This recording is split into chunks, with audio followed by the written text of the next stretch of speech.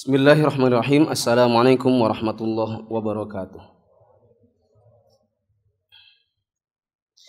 Alhamdulillahirabbil alamin wassalatu wassalamu ala asyrafil anbiya'i wal mursalin wa ala alihi wa ashabihi wa man tabi'ahum bi ihsanin ila yaumiddin.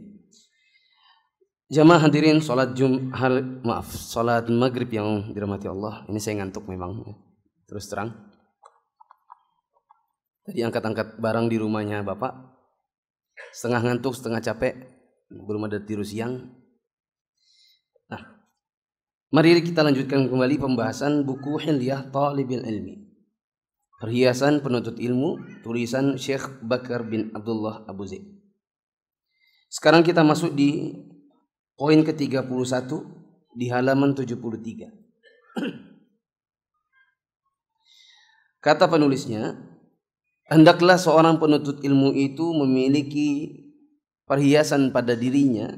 Perhiasan ke-31, al-luju'u ilallahi ta'ala fi talabi wa tahsil.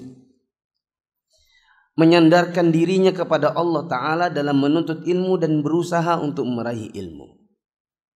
Siapa yang kasih kita ilmu? Allah. Makanya Rasulullah SAW tidak pernah menuntut sesuatu dari Allah, tidak pernah minta sesuatu dari Allah yang lebih banyak dibandingkan beliau mengatakan Rabbi zidni ilma. Ya Allah, tambahkanlah untukku ilmu. Rasulullah tidak ada riwayatnya mengatakan ya Allah, tambahkan padaku unta. Ya Allah, tambahkan padaku rumah dunia. Rasulullah SAW hanya meminta ilmu saja. Bahkan ini yang suruh Allah, karena Allah mengatakan waqul. Dan katakanlah wahai Muhammad, Rabbi zidni ilma. Ya Allah, tambahkan untukku ilmu. Artinya tidak ada yang bisa memberikan kepada kita ilmu kecuali Allah Ta'ala. Maka di dalam menuntut ilmu dan meraihnya, kita harus sandarkan diri kita pada Allah yang memberikannya. Jangan pernah kita setelah dapatkan ilmu lalu kita mengatakan, ya karena saya memang pintar, gimana ya? Kamu sudah bisa ya, Masya Allah ya, setahun sudah hafal juz 30. Ya gimana ya, memang kalau hafalan kuat itu memang ya gitu. Ya. Kamu Masya Allah ya, kamu ini baru ngaji tapi sudah melejit. Apa-apa sudah tahu, Ustadz tanya dalilnya apa, kamu semua kamu bisa jawab. Ya kita kan duduknya depan, kita kan sering gaul sama Ustadz. Ya beda kalau nggak gaul memang. Maka perkataan-perkataan gini, ini tidak menyandarkan dirinya kepada Allah. Itu tidak boleh. Itu mentang-mentang namanya. Yang benar adalah, alhamdulillah ini adalah fadl dari Allah. Ini karunia dari Allah. Kalau bukan karena Allah yang memberikan ilmunya, kita tidak akan pernah dapat. Belajar ya akhi. Insya Allah antum juga bisa kok. Ya, bukan tepuk dada, tapi memotivasi lawan bicara. Antum pun bila bersandar kepada Allah, rajin belajar, dekat dengan ustadznya, duduk di bawahnya, sering bertanya, insya Allah juga antum akan bisa yang sama. Bukan oh iyalah, bukan iyalah. Nah, mari kita baca. Jangan khawatir. La tafza' idza lam yuftah laka fi ilmin minal ulum. Jangan khawatir, jangan sedih, jangan galau ketika ada salah satu bidang ilmu yang belum dibukakan jalannya untukmu. Faqad ta'asat ba'dul ulumi ala ba'dil a'lamil masyahir. Sebagian ilmu perlu diketahui juga sulit untuk dipahami oleh sebagian ulama yang masyhur. Teman-teman yang dirahmati Allah, di dunia ini tidak ada yang menguasai seluruh ilmu melainkan Rasulullah. Ilmu maksudnya ilmu agama. Hatta para ulama terdahulu ada ilmu-ilmu yang tidak dikuasainya. Makanya ada perkataan yang terkenal dari Imam Syafi'i ketika dia mengatakan kepada Imam Ahmad bin Hanbal, engkau lebih faqih dariku dalam urusan hadis. Artinya ada pintu ilmu hadis yang dikuasai oleh Imam Ahmad bin Hanbal, yang Imam Syafi'i merasa dirinya tidak seperti Imam Ahmad bin Hanbal. Mari kita baca di sini. Wa minhum man sarraha bidzalika kama yu'lam min tarajimihim. Di antara mereka bahkan ada yang berterus terang menyatakan hal itu sebagaimana kita bisa baca, bisa kita temukan dalam biografi mereka. Wa minhum, contohnya di antara ulama yang tidak menguasai sebagian ilmu, Al-Asma'i fi ilmi al-arud. Al-Imam Al-Asma'i tidak menguasai ilmu arud, yaitu ilmu tentang tata bahasa untuk membuat syair. Karena sebagian pelajaran agama dibuat oleh ulama dalam bentuk bait-bait syair.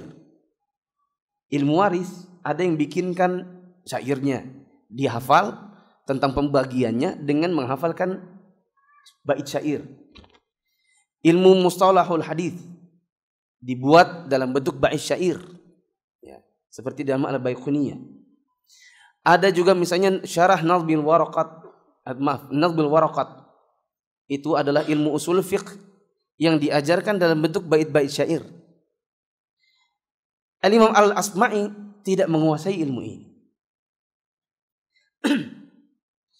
War-Ruhawi Al-Muhaddits fil Khatt.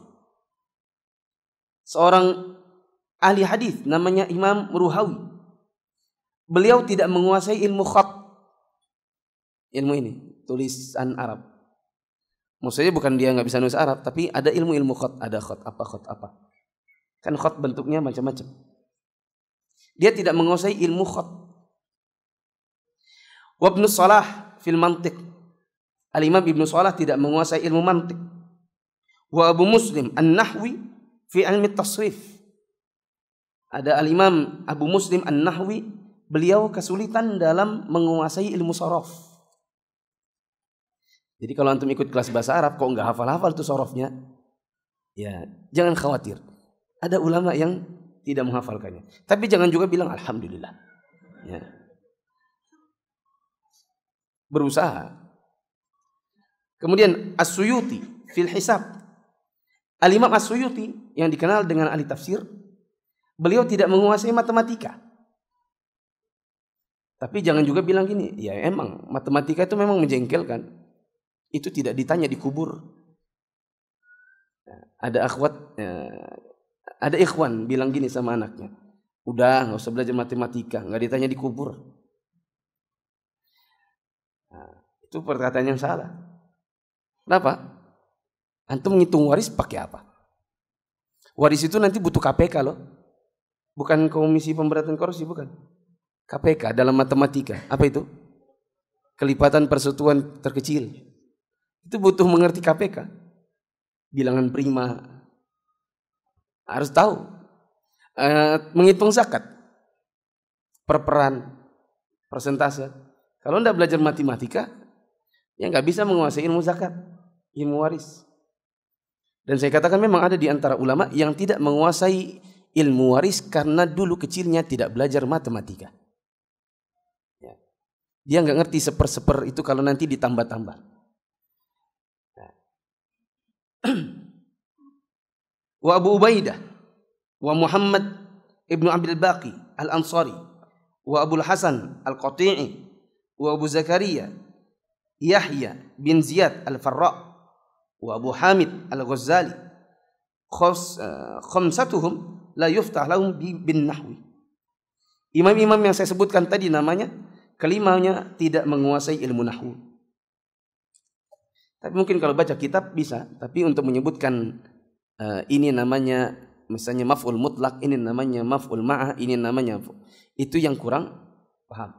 Sebagaimana mungkin di antara antum ada yang kalau bahasa Inggris lancar, bla bla bla, kalau bicara bahasa Inggris. Tapi kalau ditanya itu namanya present tense kah, past tense kah, continuous tense kah, atau passive voice kah, atau active voice, atau bagaimana? Dia tidak bisa menyebutkan itunya, tapi dia bisa ngomongnya. Paham ini? Maka wahai penuntut ilmu,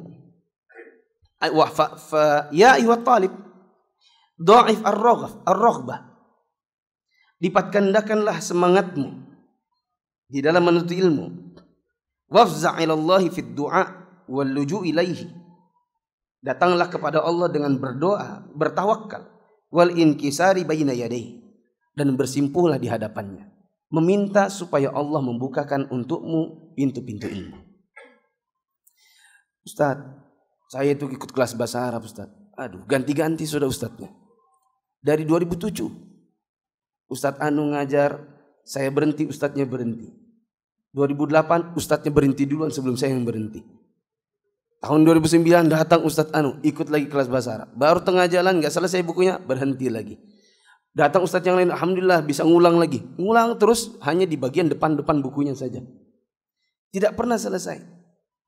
Sehingga sepertinya saya ini belajar bahasa Arab kok gak maju-maju gitu, gak pernah move on. Maka kita katakan berdoa kepada Allah. Semoga Allah membukakan pintunya. Tetapi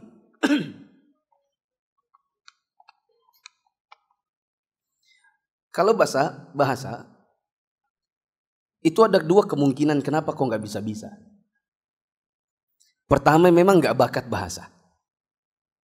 Kalau antum pernah ikut tes psikotes, ada bagian tentang bahasa.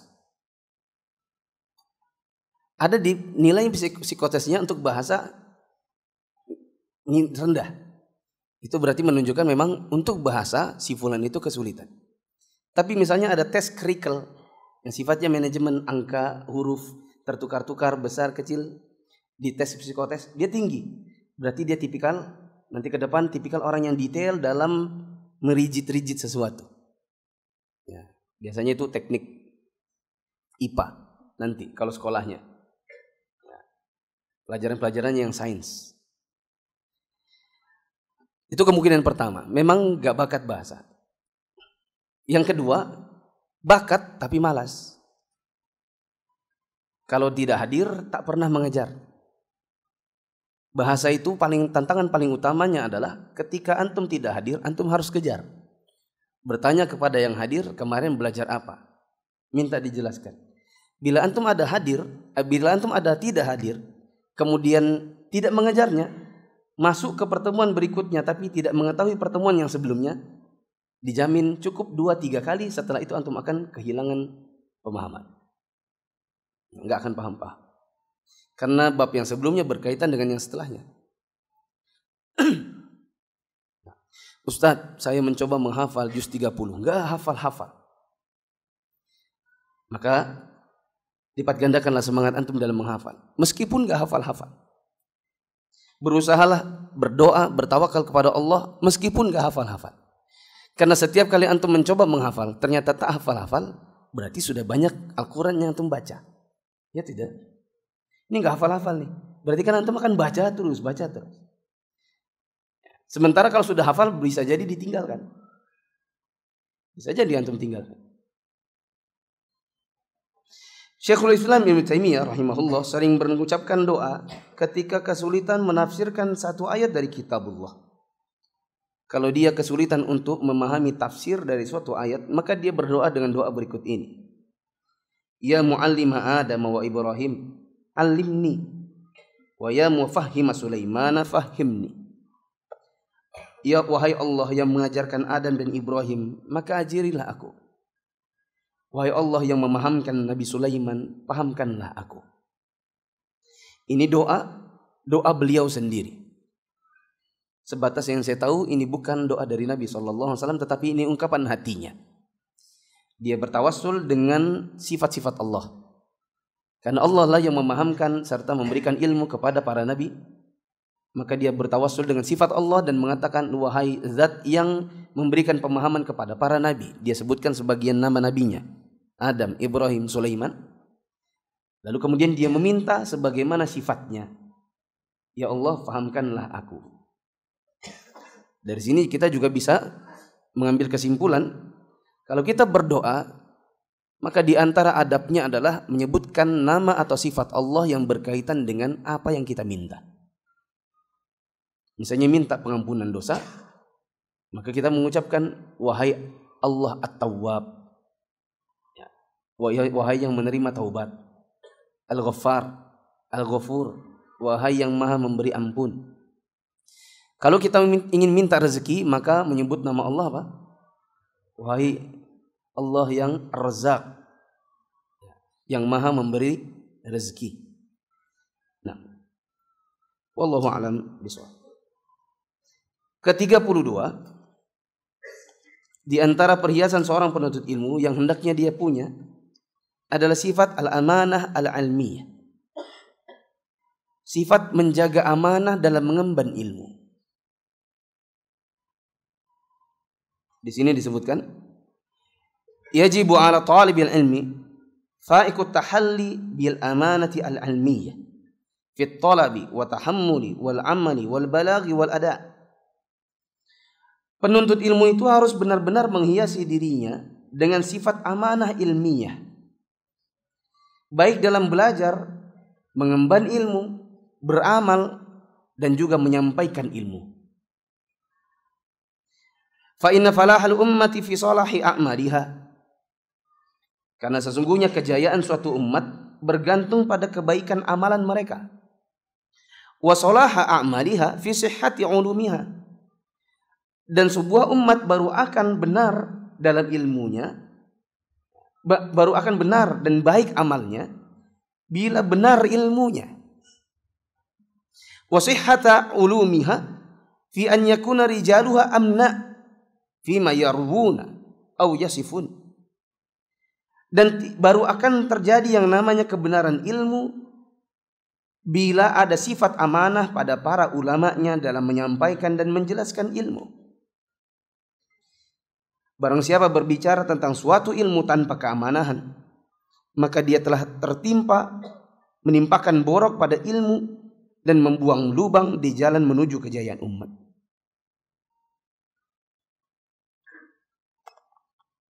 Hadirin yang dirahmati Allah, kita sebagai penuntut ilmu harus ada yang namanya sifat menjaga amanah dalam ilmu. Ini contoh kecil aja. Contoh kecil.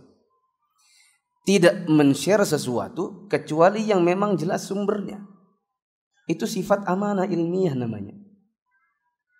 Ada sebagian orang dapat artikel provokatif. Misalnya depannya innalillahi wa inna ilaihi raji'un. Itu kan kayaknya menarik tuh.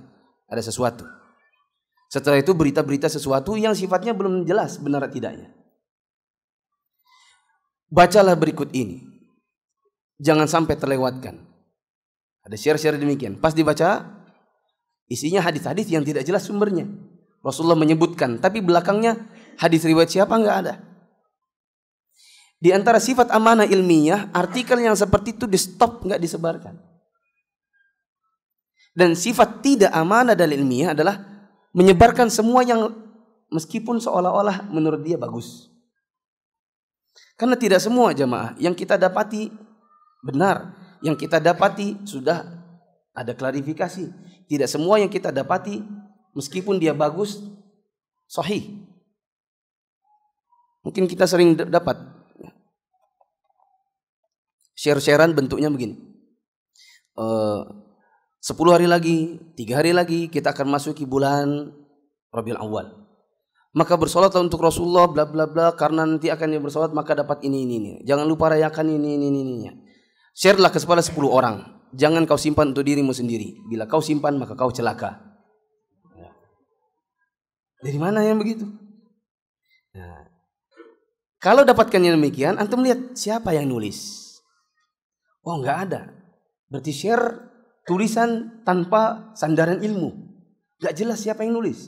Maka jangan pernah share yang seperti itu. Rasulullah SAW mengatakan, kafa bil mar'i kadhiba. Cukuplah seseorang itu dikatakan sebagai pendusta. An yuhadditsa bi kulli ma sami'a. Kalau dia mengucapkan, menyebarkan setiap hal yang dia dengar tapi dia tidak pernah tahu itu betul atau tidak.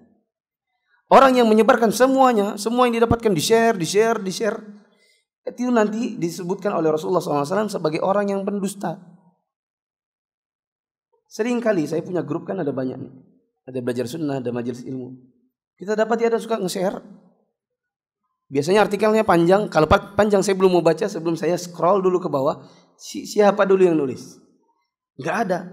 Ujungnya cuman yuk share. Nggak bisa saya share. Karena tidak ada pertanggungjawaban ilmiah.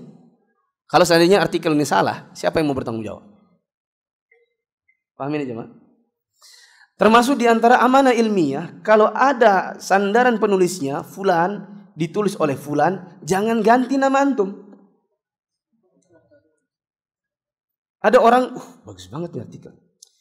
Kayaknya keren banget ini. Ini bisa membuat like pada statusku semakin banyak.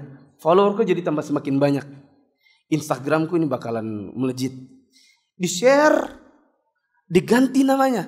Padahal bukan dia yang nulis. Ya. Dan di antara dai-dai yang terkenal di Facebook, banyak yang sering kepergok ternyata plagiat. Cuman mengganti nama sumbernya, dimasukkan ke websitenya, padahal bukan tulisannya dia.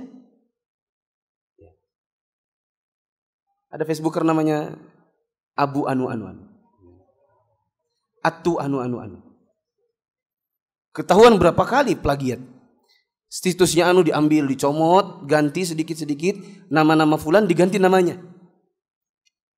Ditulis, dia sendiri yang nulis, kemudian memasukkan namanya.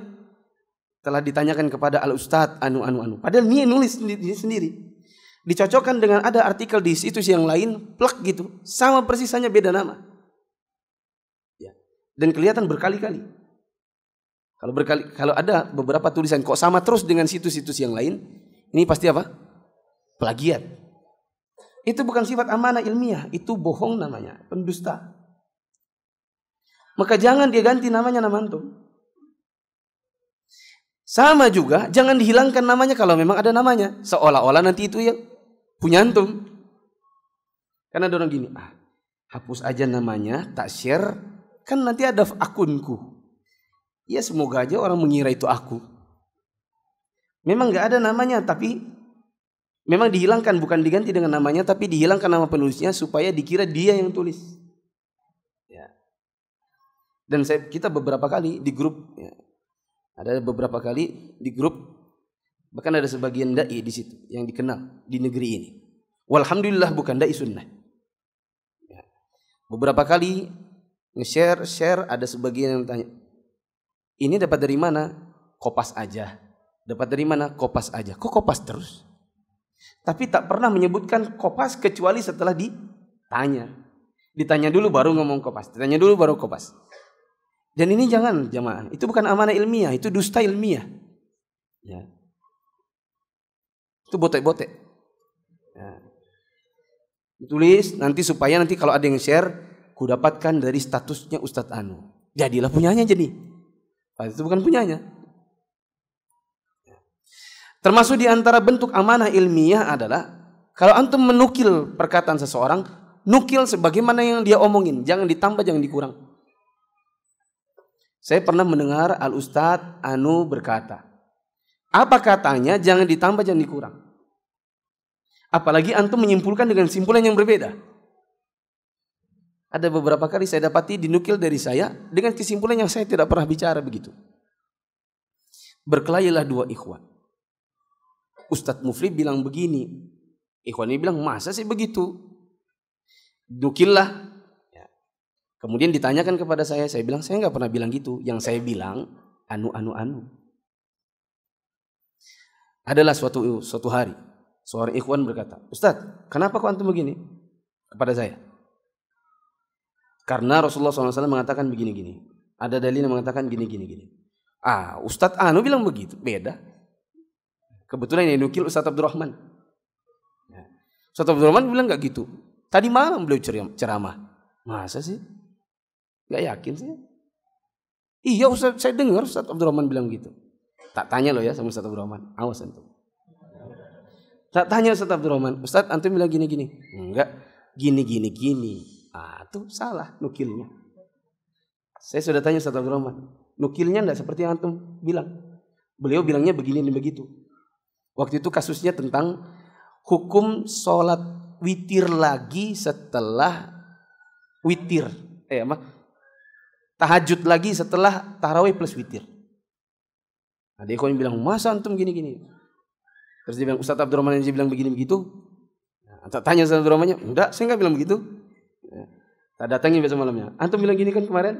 Sudah tanya Ustadz Abdurrahman, katanya enggak gitu. Itu kalau nukil jangan sembarang-sembarang. Kalau nukilnya Ustadznya bilang AA, jangan antum A plus B plus C. Atau A minus B, A minus C. Nanti jadi berbeda hasilnya. Nanti yang jadi malu siapa? Dua. Ustadz yang dinukil, kalau seandainya tidak ada yang tabayun, alhamdulillah saya tabayun sama Ustadz Rahman. Kalau enggak di kepala saya mengatakan, sebagai seorang dai, kayaknya fatal banget kalau bisa ngomong begitu. Ya. Tapi saya nukil, saya tabayun kepada ustadznya. Nanti jadi malu ustadznya kalau ternyata tidak ditabayunkan. Yang malu yang kedua adalah kitanya. Kalau ternyata setelah ditabayunkan ternyata tidak seperti yang kita nukil. Itu namanya jamaah amanah ilmiah. Kalau ustadznya ngomongnya jangan ditambah, jangan dikurang. Bilang, saya pernah mendengar ustadz mengatakan begini. Dalilnya begitu.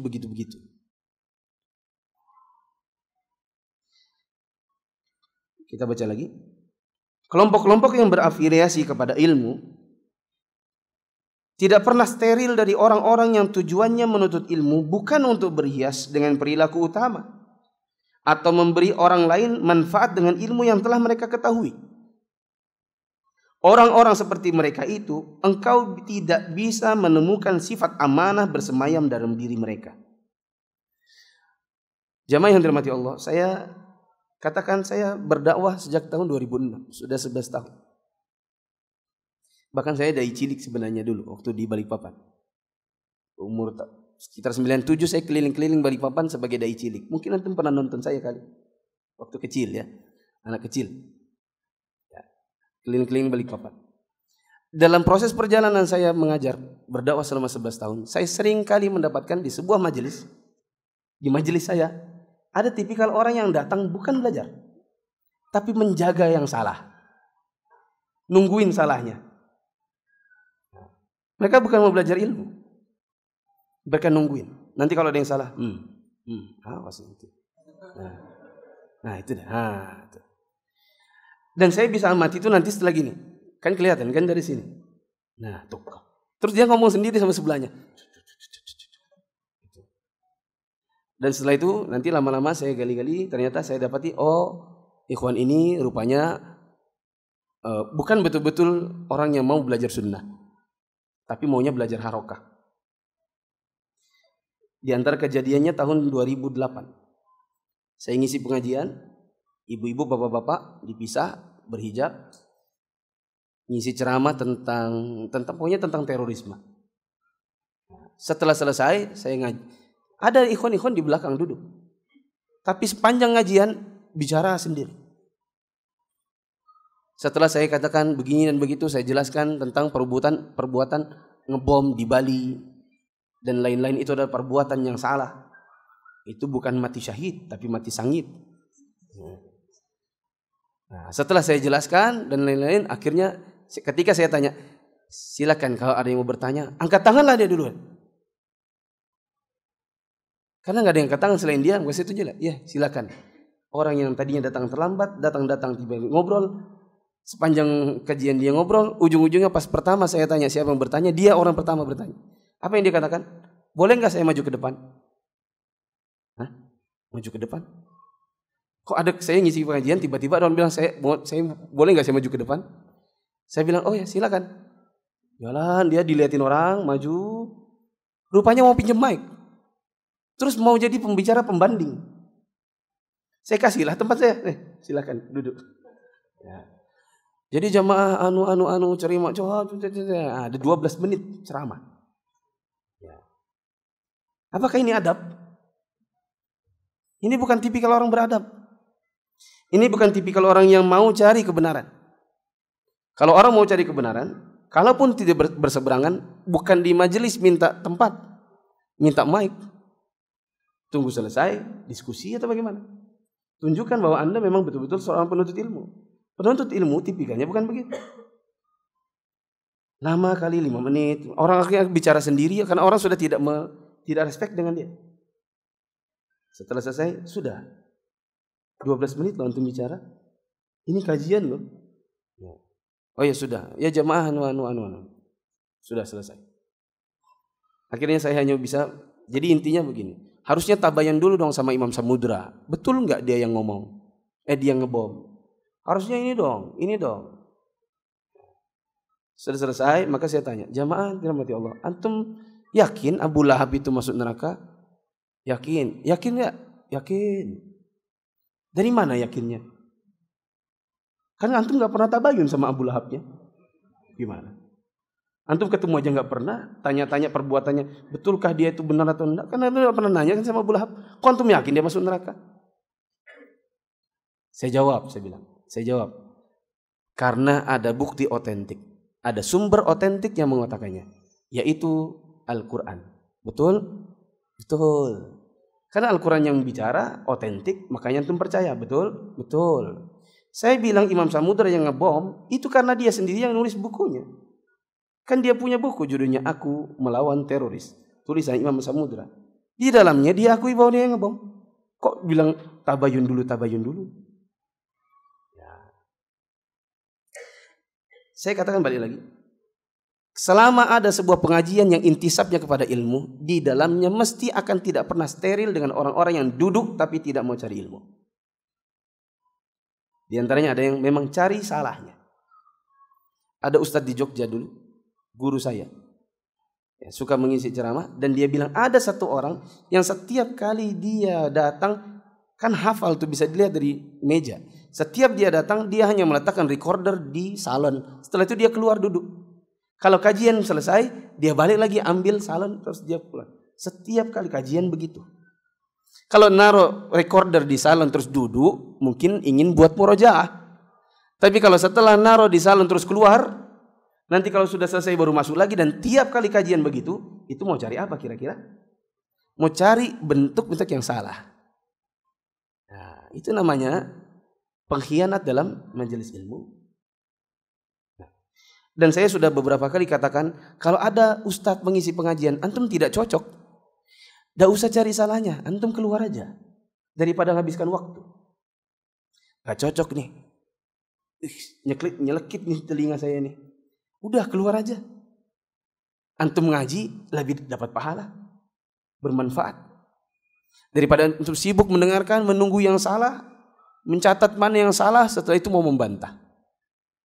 Dan ini kejadian 2 kali saya dapati dari sebagian ikhwan. Ada seorang ikhwan yang nulis di Facebooknya, hari ini nanti akan daurah tentang zakat. Kutunggu nanti kalau penceramahnya bilang zakat profesi itu ada, awas aja, nanti ku bantah. Ditulisnya di Facebook, maka saya komentar, untuk apa? Kita tahu bahwasanya zakat profesi itu tidak ada. Nggak ada tuntunannya dalam Islam. Itu murni ijtihad sebagian orang yang tidak berdalil. Tapi nggak ada gunanya duduk di situ nungguin setelah itu membantah. Karena perlu diketahui, antum membantah bagaimanapun yang punya majelis ada yang di atas meja. Sekuat apapun antum membantah, yang punya meja, yang punya majelis pasti akan punya cara untuk menguasai majelisnya. Satu lagi, ada satu orang datang ke Gunung Tembak.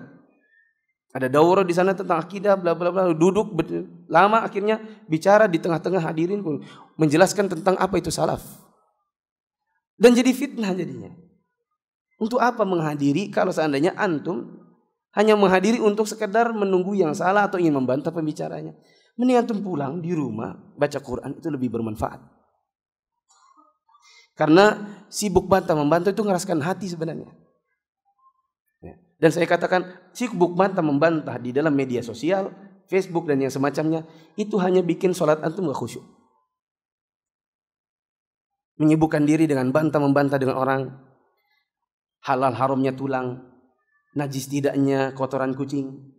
Sibuk bantah-membantah, yang toh dengan orangnya tidak ketemu, yang ternyata antum juga dalilnya cuma kopas. Dari mana di copy paste. Mendingan antum belajar, tahu dalil-dalilnya, pilih yang antum yakin, selesai, tinggalkan perdebatan. Karena semakin banyak berdebat hanya mengeraskan hati saja. Dan setiap kali posting setelah itu mau sholat, maka berikutnya di dalam sholat yang dipikirkan, itu orang mau balas apa ya? Awas aja nanti kalau salah. Sibuknya dibalas, yang dipikirkan balasannya orang. Mereka tidak merasa bersalah andai kata meriwayatkan ilmu yang tidak pernah mereka dengar atau menggambarkan sesuatu yang tidak mereka ketahui. Inilah yang dulu mendorong para ulama melakukan naqdur rijal, yaitu kritik terhadap rawi hadis, dan mengklasifikasikan antara orang yang berbicara berlebihan dengan orang yang suka berbicara sesuai dengan kadar ilmu yang diketahuinya. Dengan demikian, para penuntut ilmu bisa melihat jelas nilai dari apa yang mereka baca. Mereka dengan jelas mengetahui kedudukannya tanpa kesamaran. Artinya, kejujuran atau kedustaan bisa dipastikan. Setidaknya bisa dipastikan manakah di antara kedua sifat tersebut yang lebih dominan, atau apakah kemungkinan di antara keduanya sama besar. Saya ringkaskan maksudnya penulis ini. Di dalam kita menuntut ilmu agama, di sebuah majelis yang majelis itu lebih fokus pada ilmu dibandingkan entertainment, maka tidak akan pernah steril dengan orang-orang yang sebenarnya duduk hadir bukan dikarenakan ingin cari ilmu. Ada sebagian dari orang-orang yang bagi mereka tidak masalah bila menukil salah-salah. Tidak masalah bagi mereka berdusta demi menjatuhkan lawan. Padahal seharusnya orang itu bila memang ada berselisih pendapat tetap harus menjaga amanah ilmiah dan bersikap adil dengan menjaga keotentikan penukilan dari lawan yang berbeda pendapat dengannya. Tidak boleh kemudian mengarang-arang pembicaraan yang dia tidak pernah ucapkan. Saya contohkan sedikit. Karena yang demikian itu dusta. Saya contohkan sedikit. Dan sudah saya contohkan di 1-2 majelis saya yang sebelum hari ini.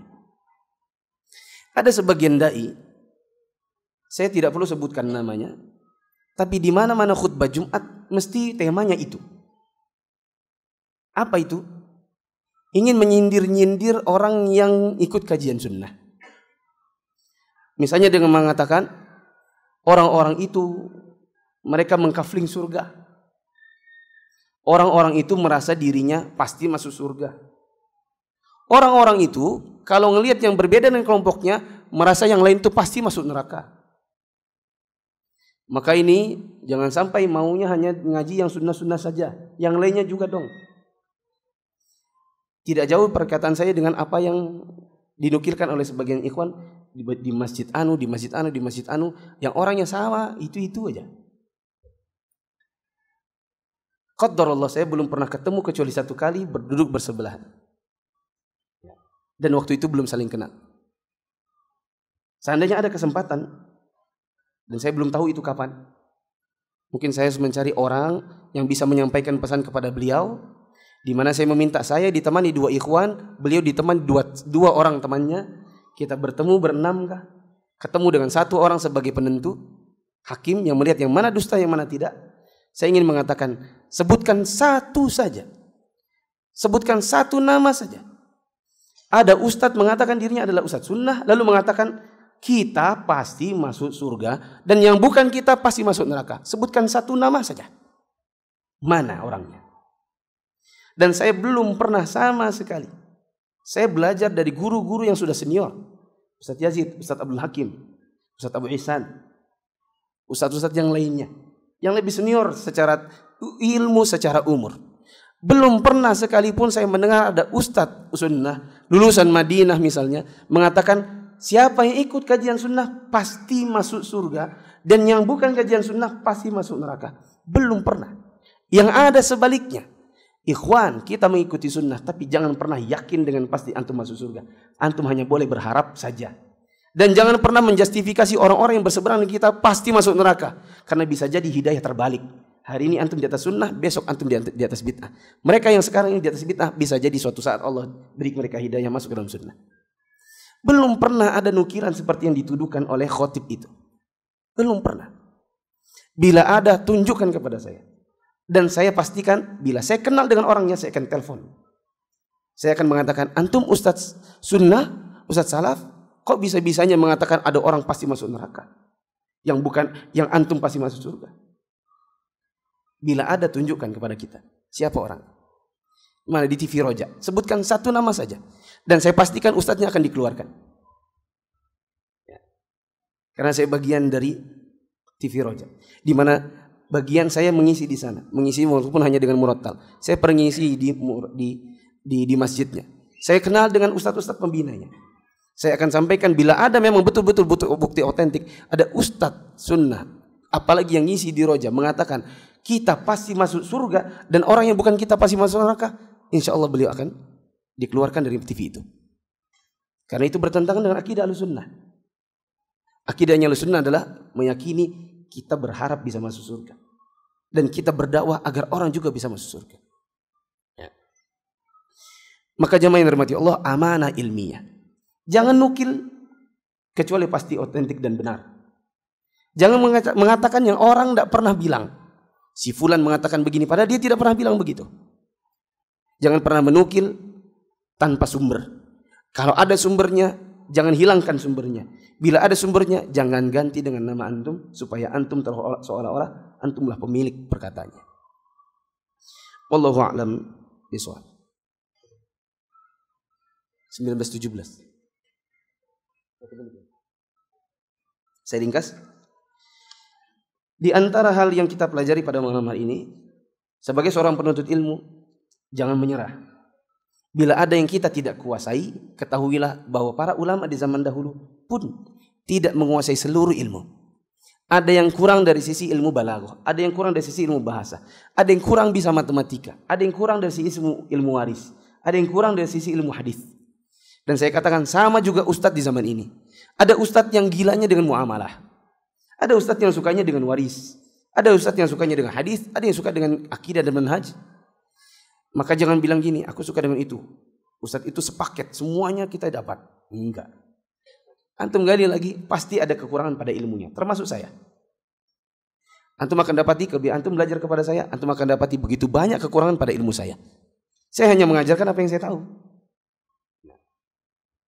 Kemudian, sebagai seorang penuntut ilmu, hendaklah menjaga agar senantiasa amanah dalam ilmu, dalam menukil, dalam belajar, dalam mengajar. Wallahu a'lam. Oh iya, jangan lupa berdoa supaya Allah membukakan pintu-pintu ilmu yang saat ini masih susah bagi kita. Bagaimana pendapat Ustadz tentang zakat penghasilan? 2,5% dari penghasilan. Itu namanya zakat profesi. Zakat profesi itu tidak ada dalilnya. Itu ijtihad tanpa dalil. Dan pembahasan ini sudah pernah saya bahas di kajian Ramadan tahun 1434 atau 35. Antum bisa buka YouTube, cari Muflis Safitra spasi zakat, insya Allah antum akan dapati 4 file, sudah ada videonya semua lengkap. Ikuti saja 1, 2, 3, 4, nanti antum akan dapati penjelasannya. Intinya, zakat profesi termasuk zakat yang diada-adakan, bukan zakat yang berdalil. Ya udahlah, saya jelasin aja. Ya. Nanti antum kasihan juga harus ngikuti 4 file, satu filenya 1 jam. Zakat profesi itu menggabungkan antara zakat penghasilan, zakat emas dengan perak, dan zakat tanam-tanaman. Bagaimana cara menggabungkannya? Kalau zakat penghasilan, zakat emas, perak dan uang, ada aturannya. Pertama harus mencukupi 1 haul, 1 tahun. Terus mencukupi nisab. Ada yang mengatakan nisabnya adalah 70 gram emas. Ada yang mengatakan 85 gram emas. Ya. Itu diantara peraturannya. Peraturan yang ketiga adalah membayarnya 2,5%. 2,5%. Zakat tanam-tanaman, yaitu yang berupa makanan pokok dan berupa biji-bijian, maka zakatnya ini dibayarkannya tidak butuh haul. Pokoknya kapan panen langsung dizakatkan. Berapa besarnya? Bila airnya adalah air hujan, maka 10%. Bila airnya diusahakan, dibeli, maka 5%. Paham ini? Nah sekarang, bagaimana cara menggabungkannya? Zakat profesi itu setiap kali gajian, tidak nunggu setahun, langsung dipotong. Berarti ini zakat apa nih? Zakat tanam-tanaman. Karena tanam-tanaman setiap kali panen langsung potong. Dan setiap kali gajian langsung potong, itu namanya qiyas terhadap tanaman. Karena kalau nunggu setahun itu namanya zakat emas, perak, dan uang. Apakah zakat profesi menunggu setahun? Tidak. Per bulan langsung potong. Berarti ngambil satu bagian hukum dari zakat tanam-tanaman. Sekarang kalau zakat tanam-tanaman berapa tadi besarnya? 5 atau 10? Kalau sawahnya sawah tak ada hujan, airnya air hujan, berapa tadi? 10. Kalau airnya diusahakan sendiri 5%. Sekarang kalau zakat profesi berapa persen? 2,5. Pertanyaannya, kenapa kok 2,5? Kenapa enggak 5 sampai 10? Jawabannya, karena kalau diterapkan 5 dan 10%, mana ada karyawan yang mau? Demo nanti mereka. Makanya ya udahlah kita ambil bagian zakat uang 2,5%. Jadi nyomot di sini satu hukum, nyomot di situ satu hukum. Penggabungan seperti ini tidak punya dalil. Aturannya ini ya ini, aturannya itu ya itu. Kalau ada gabung-gabungkan, itu namanya mengada-ngada. Ada sebagian tulisan-tulisan yang memperkuat adanya zakat profesi, tetapi itulah yang saya bisa kemukakan. Ini hanyalah ijtihad saja yang dikuat-kuatkan, bukan dari Nabi SAW, bukan juga para sahabat Nabi. Sudah antum ambil kertasnya? Saat jadwalnya bersamaan antara kajian dan tahsin, mana yang didahulukan? Jawabannya, dulukan dua-duanya. Itu tidak bertentangan sama sekali. Antum bisa saja misalnya nih, malam ini kan nanti setelah Isya akan ada tahsin. Kajian dulu, setelah Isya tahsin. Itu dapat, ini dapat. Tidak harus dipilih. Itu, apalagi situ tadi tulisannya, mohon datangkan dalilnya. Enggak perlu dalil. Itu kan hanya manajemen pribadi antum saja. Kalau manajemen pribadi, itu terserah antum. Antum mau dahulukan yang mana? Tahsin kah? Kajian kah? Kajiannya kajian apa? Ustaz, kajian bahasa Arab. Oh, kalau kajian bahasa Arab saya katakan tahsin aja dulu, itu lebih prioritas daripada bahasa Arab. Karena tahsin itu bekal suksesnya dalam belajar bahasa Arab.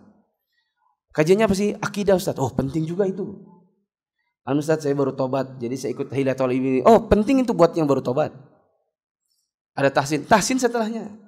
Tidak ada sama sekali pertentangannya. Apakah Ustadz lulusan Madinah bisa dijadikan rujukan sebagai penuntut ilmu? Belum tentu. Di Madinah juga macam-macam orangnya. Ya, di Madinah juga macam-macam. Ya, yang sunnah ada, yang ikut harokah ada, yang ikut partai ada, yang ikut tabligh ada, ya, yang ikut macam-macam. Ya. Maka, Ustadz, terus bagaimana Ustadz? Kalau lulusan Madinah pulang ke negeri kita?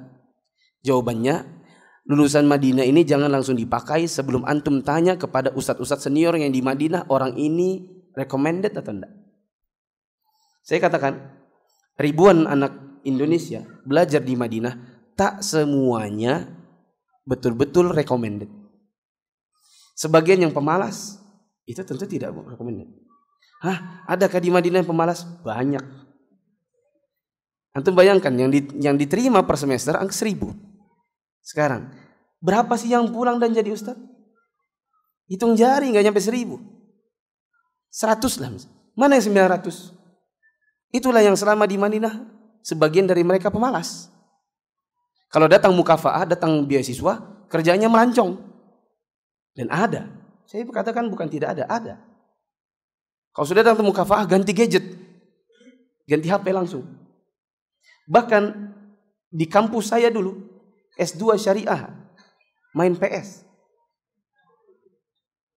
Qadarullah ada yang foto dimasukkan di grup. Padahal kalau S2 syariah mainnya lawannya anak Mahat Lughah lagi. Mahat Lughah itu masih kelas bahasa, baru belajar bahasa. Main terfoto, ada yang foto iseng-iseng diposting di grup. Mempermalukan dirinya. Ada.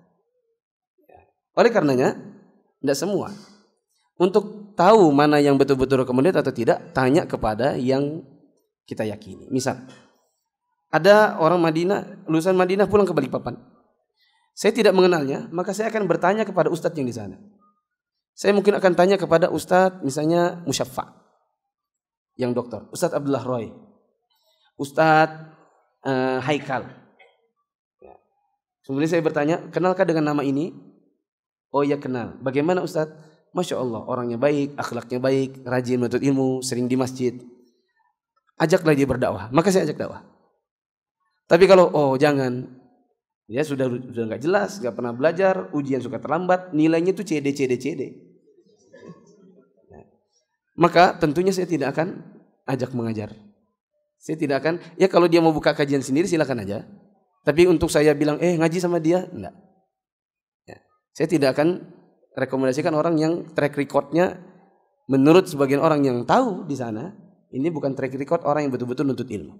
Karena faqidu syai' la yu'ti. Orang yang tidak punya sesuatu tidak bisa ngasih sesuatu. Ada lulusan Madinah nggak pernah belajar, nilainya CD. Apa yang mau dia tularkan kepada masyarakat? Saya khawatir dia akan tularkan kemalasannya. Saya khawatir dia akan tularkan CD-CD-nya. Nggak bisa bahasa Arab kah? Nggak apa-apa, nggak masalah. Nggak masalah. Dia biarkan orang, Ustadz kalau ngaji ke orang yang agak nyimpang, nggak apa-apa, ambil aja yang benarnya. Ambil aja yang baik-baiknya, buang yang jelek-jeleknya. Ya. Semoga bisa dipahami apa yang saya maksud.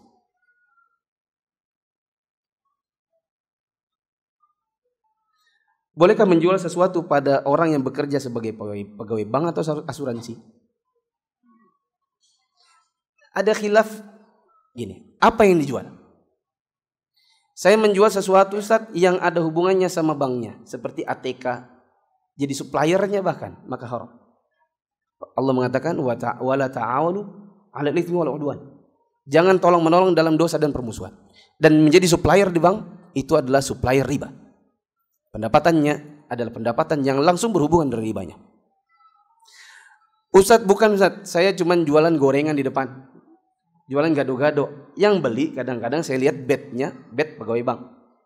Maka yang seperti ada khilaf di antara ahli ilmu. Ada yang mengatakan halal, ada yang mengatakan haram. Saya sendiri lebih condong yang mengatakan halal. Adapun guru saya Ustadz Erwandi, beliau mengatakan tidak boleh.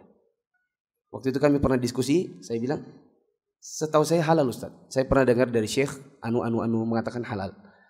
Ustaz Irwandi bilang, oh enggak, saya keyakinan saya haram karena gini dan begitu.